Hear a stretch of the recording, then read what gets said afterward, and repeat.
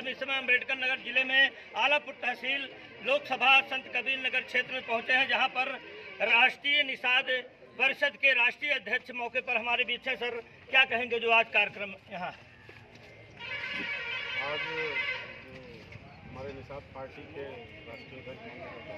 निषाद जी के निर्देश पर मैं यहाँ आया हूँ। हमारे के आलापुर के सरकारी हमारे देश के संगठन निषाद जी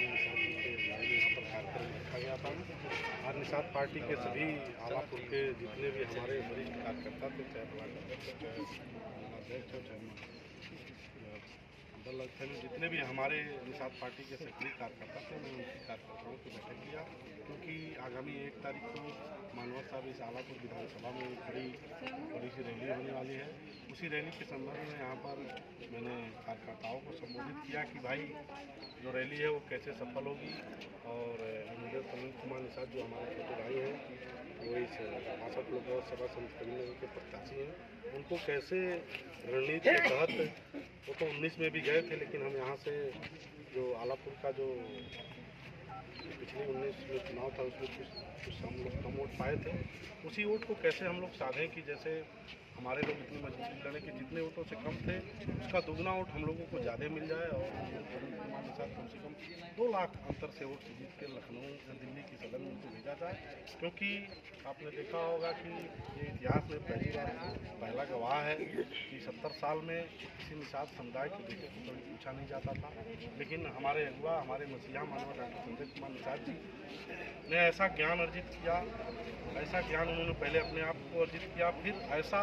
ज्ञान लेकर के पूरे उत्तर प्रदेश में उन्होंने ऐसा एक अलौकिक ज्ञान दिया मेरे पूरे निषाद समुदाय को, निषाद के जितने भी हमारी आबादी थी 18% समुदाय को, सबको इतना ज्ञान दे दिया कि आज उस ज्ञान की देन है कि निषाद समुदाय जो आज सर ऊँचा करके चल रहा है, और इतनी बड़ी पार्टी भारतीय जनता पार्टी के साथ गठबंधन करके मानवर साहब ने ये सीटें अपने झोली में लिया, और इंजीनियर प्रवीण कुमार यहाँ से भी लड़ रहे हैं। एक हमारे सांसद भदोही जिले के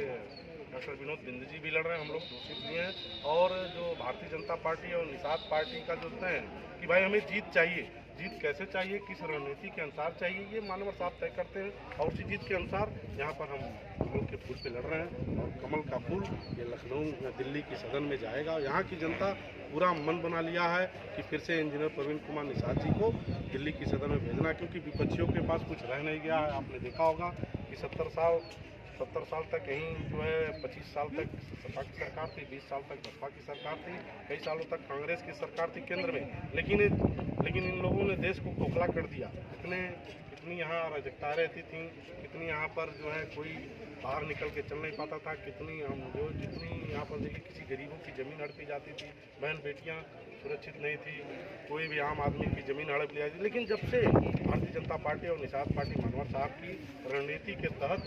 केंद्र में और उत्तर प्रदेश में ये सरकारें बनी हैं, तब से जनमानस में इतना चैन अमन के लोग जी रहे हैं कि ये जो मोदी जी की गारंटी है 400 पार, ये निश्चित ही योगी मोदी और डॉक्टर संजय निषाद जी इसको पार कराएंगे, और यहाँ से इतनी ऐतिहासिक वोटों से इंजीनियर प्रवीण कुमार निषाद जी जीत के जाएंगे कि पूरे दिल्ली में पहुंचने के बाद ये रहेगा कि नहीं, मानव डॉक्टर संजय कुमार निषाद जी के जो सुपुत्र हैं इंजीनियर प्रवीण कुमार निषाद इतनी ऐतिहासिक वोटों से आए हैं, कहीं ना कहीं इसमें निषाद समुदाय का बहुत बड़ा योगदान है, और निषाद समुदाय के लिए जितनी भी जन कल्याणी योजनाएं हैं वो धरातल पर उतरी। आपने देखा होगा कि जितनी भी जन कल्याणी योजनाएं हैं मोदी जी की या योगी जी की, किसी के जात का भेदभाव करके नहीं दी गई हैं, सभी बिरादरी के लिए, यहाँ तक कि दलित भाई भी पा रहे हैं, यादव भाई भी पा रहे हैं, सभी बिरादरी। ये हमारी जो पार्टी है निषाद पार्टी और भारतीय जनता पार्टी, ये किसी बिरादरी को देख के कोई योजना नहीं निकाले। कभी भी हमारे देखिए गरीब के घर कभी चूल्हा नहीं जलता था, लेकिन जो मोदी जी ने सबको राशन दिया, मोदी जी ने जो शौचालय दिया, कोई बहन बेटियां कहीं निकल नहीं पाती थी, दिन में अगर कहीं पेट में दर्द होता था तो बेचारी अपने आप को शर्मिंदा महसूस करती थी कि हम कहाँ जाएं, लेकिन मोदी जी ने जो वादा किया था कि नहीं, हर घर में हम, अगर हमारी बहन बेटी की इज्जत है तो हम इज्जत घर बनवा के देंगे, उन्होंने इज्जत घर भी बनवा के दिया। और जितनी जन कल्याणी योजना है देख लीजिए, यहाँ पर आपने देखा होगा 4 लेन भी पास है, जो 4 लेन रहना चाहिए, हर जगह रोडें भी बन रही हैं, और हर जगह जितने गरीब के लोग हैं जिनके पास मकान नहीं है, संसाधन नहीं है, सब कुछ मिल रहा है। आप 70 साल की तुलना 10 साल में करिए, क्योंकि जब से 10 साल में मोदी जी केंद्र में है और इस उत्तर प्रदेश सरकार में योगी जी हैं, तब से जो यहाँ की जनता है ये बड़े ही हर्षोल्लास के साथ जी रही है, हर्षोल्लास के साथ अपना काम कर रही है। और मैं फिर एक बार बताने देना चाहता हूँ कि ये कार्यक्रम खास तौर पर इसीलिए रखा गया कि 1 तारीख को जो रैली होने वाली है वो कितनी भव्य तरीके से हम लोग करें कि ये जो दुश्मन है ऑलरेडी तो पस्त हैं ही, उस दिन और पस्त हो जाएं, यहाँ आना भी बंद कर दें, गांव में घूमना बंद कर दें, उनको लगे कि नहीं अब किसी निषाद बस्ती में किसी भारतीय जनता पार्टी या निषाद पार्टी या जो भी निषाद पार्टी और भारतीय जनता पार्टी के जितने भी कार्यकर्ता हैं उसके गांव में वो लोग जाना बंद कर देंगे और उनको ले लग जाएगा कि नहीं अब हमको नहीं चलना चाहिए, हम लोग अब हार चुके हैं, हम लोग अब जीतने वाले नहीं हैं। अगर जीतेंगे तो भारतीय जनता पार्टी निषाद पार्टी जीतेगी और यहाँ से इंजीनियर प्रवीण कुमार निषाद जी दिल्ली के सदन में पहुँचेंगे।